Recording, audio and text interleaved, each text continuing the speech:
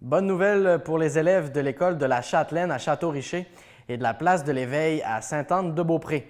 Les jeunes ont appris dernièrement qu'ils pourront participer gratuitement à une sortie culturelle au Palais Montcalm à Québec.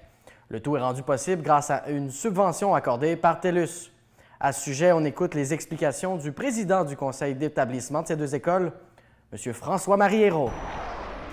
On leur a annoncé quelque chose qui est super intéressant pour eux. Ils vont avoir le droit d'aller au Palais Montcalm durant l'année scolaire. Et ce qui est merveilleux, c'est que les enfants, leurs parents n'auront pas un sou à payer. Donc, on emmène les 520 enfants de l'école de la place de l'Éveil et de la Châtelaine au Palais Montcalm. C'est la 4e année qu'on organise ce genre d'activité pour eux. La première année, c'était vraiment fait avec beaucoup d'efforts du cœur. Il n'y avait pas de structure, rien. Puis on était allé avec 450 enfants voir l'OSQ, l'Orchestre symphonique de Québec. Pourquoi faire ça? Pour leur permettre de goûter à la culture.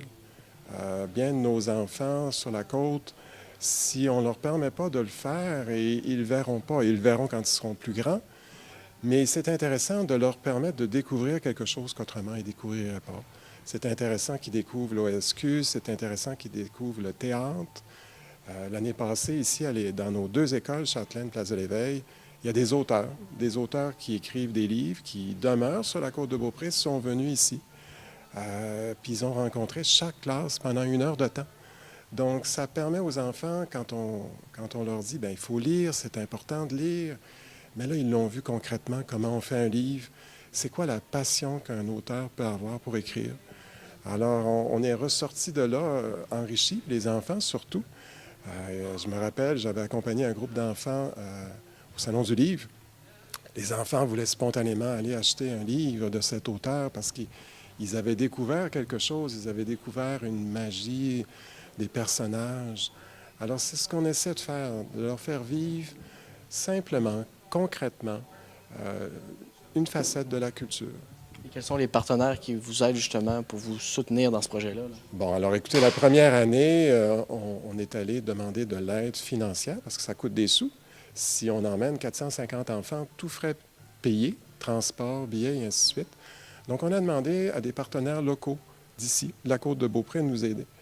Et c'est souvent moi qui suis allé frapper à la porte. Puis, je l'ai dit à nombre de reprises, j'étais émerveillé de voir l'accueil des partenaires. Les gens étaient fiers de pouvoir nous aider, fiers de pouvoir contribuer par quelques centaines de dollars à ce projet, parce qu'ils avaient des enfants dans l'école, mais souvent, ils n'avaient même pas d'enfants dans l'école, et ils le faisaient parce qu'ils reconnaissaient là-dedans quelque chose qui était intéressant pour l'enfant. Je me rappelle entre autres un partenaire que je nommerai pas. Bien, lui, il est dans un autre domaine. Puis il m'avait dit, bien, écoute, c'est important, la culture.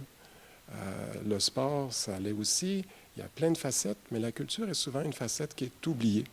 Si on a des sous, bien, on les met des fois dans d'autres choses avant ça. C'est correct, mais nous, on a comme voulu permettre aussi de vivre cela aux enfants. Je vous dirais que pour nos 2 écoles, c'est un plus parce que c'est impossible qu'on pourrait offrir un programme d'une telle ampleur à tous les élèves gratuitement pour tout le monde. Juste le petit coup de pouce qu'on a eu là, le gros coup de pouce de 5 000 $, c'est de l'argent pour cette année, mais même on pense être capable de faire une partie du projet pour l'année prochaine parce que c'est un projet qu'on veut à chaque année. C'est la 4e année cette année, mais on veut le renouveler pour chaque année. Donc, si on veut un peu de pérennité puis un coup de pouce ça nous prend quelque chose comme ça. Sinon, c'est impossible à démarrer tout ça. C'est trop d'investissement pour une école. Parlez-moi justement de la réponse des partenaires parce que vous semblez bien appuyé dans ce projet-là. Bien, on a M. Hérault qui nous donne un gros coup de main parce qu'il connaît beaucoup de gens sur la côte. Donc, on passe le chapeau. Je dirais, on passe. Moi, j'en connais quelques contacts, mais M. Hérault a beaucoup de contacts sur la côte. Donc, on sollicite les gens de la côte, les gens d'affaires. Puis, c'est avec ça qu'on va ramasser le restant des sous qu'on a besoin pour l'offrir gratuitement à tous les 520 élèves cette année. Dans le passé, c'était 450, 425, 460, mais là, chaque année, la clientèle augmente. Donc, c'est des coûts supplémentaires parce qu'il faut payer les autobus, il faut payer le déplacement, il faut payer la salle là-bas. Donc, c'est TELUS cette année, c'est majeur comme investissement là, pour notre programme. Et l'objectif de ce projet-là, c'est vraiment de piquer leur curiosité par rapport à la culture, de les intéresser à ce domaine-là?